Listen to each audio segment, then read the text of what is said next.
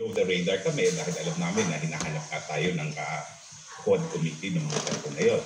Pero okay naman po, maraming mga aruga sa aming mga kapwa Pilipino, marami tayong mga kaibigan sa iba't ibang bansa that facilitated our entry, and inalagaan naman po tayong mabuti ng ating mga kaibigan. Nung sinabi niyong kami, sino po kayo? Sino ang kasama mo? My wife and I. Kumbaga, we did not leave the Philippines together, but after 3 days, having left the Philippines, we were reunited and we spent the next 6 months together. No? Nahiwalay na lang kami itong last 3 months after I was asked to come to The Hague and my wife did not have a visa for Shenzhen. So, she is somewhere? She's somewhere. She now has a visa to the Netherlands. And nagtelos nga ako dahil ang binigay sa kanyang visa was 2 years. Ako, tagal-tagal kong bumabiyahe sa Europe, palaging 1 year lang. Siya, 2 years na agad. Ayun. So, kamusta po kayo? Kamusta si Attorney Harry Roque? Well, let's just say we are surviving. We have a good quality of life here dahil wala akong tensyon, gaya ng tensyon na hinaharap ko sa pang-araw-araw na buhay when I was there in the Philippines for the past 34 years. And I guess taking a leave from both politics and law practice is good for one's health. No? So I have time to exercise, I have time for myself, and it's something that everyone should give themselves, no? After 34 years of working. No? Pero of course, hindi naman po pwedeng palaging nakabakasyon, so I'm raring to go back to work. No? And it's a good thing naman that under the rules of the Netherlands, I have 3 more months and I can get already a work visa, meaning I can work and I can teach again.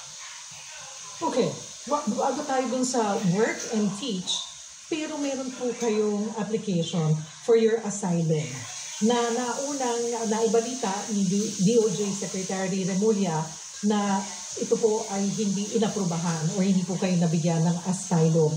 You've corrected that? Ano po? Kinlaro nyo na kung ano ba? Pero muli tatanong namin, ano na ba talaga ang estado ng inyong asylum dyan sa the Netherlands?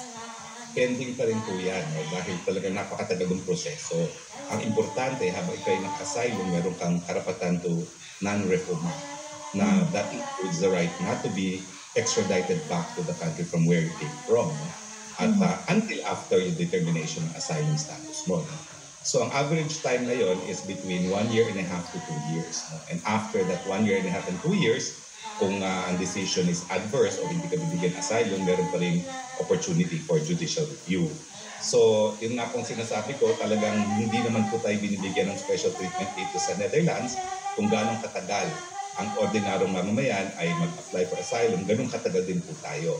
Kaya nga po, may mga provision sila dito sa batas na naging kabahagi na ng desisyon ng hukuman nila na dahil matagal yung proseso ng asylum, pagdating ng 6 na buwan, dapat bigyan ka na ng work permit kasi paano ka naman mabubuhay after 6 months. No? Sa pinaka-recent interview kay DOJ Secretary Remulla, sinabi niya na they're working on it para makansela ang inyong pasaporte.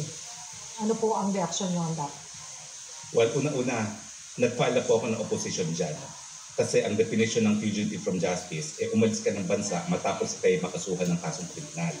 Matagal na po ako nawala sa bansa bago pa ako nagkaroon ng kaso. In fact, ang sinasabi ko dito sa taning kaso nito, afterthought ito Dahil ang unang sinampa naman nilang kaso, hindi ako kasama.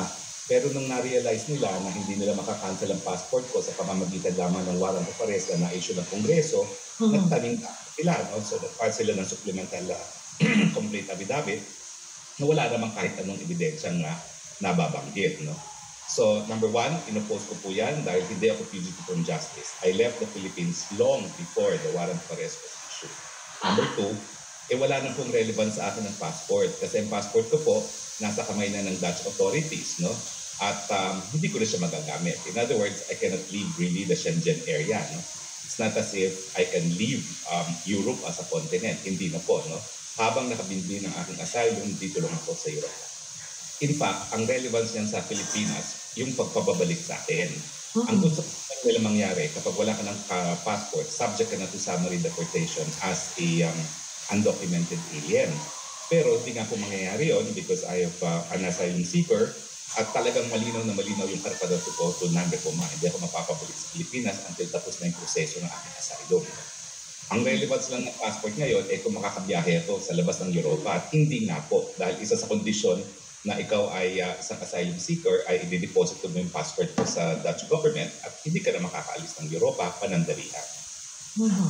Isa rin po sa sinabi, while they were talking about the cancellation of your passport, nabanggit po ni DOJ, well, he didn't want to talk about you anymore, and then he said na Harry Roque, to quote him, Harry Roque is insignificant here, he doesn't even count among the people that we consider as a problem, why should we talk about him?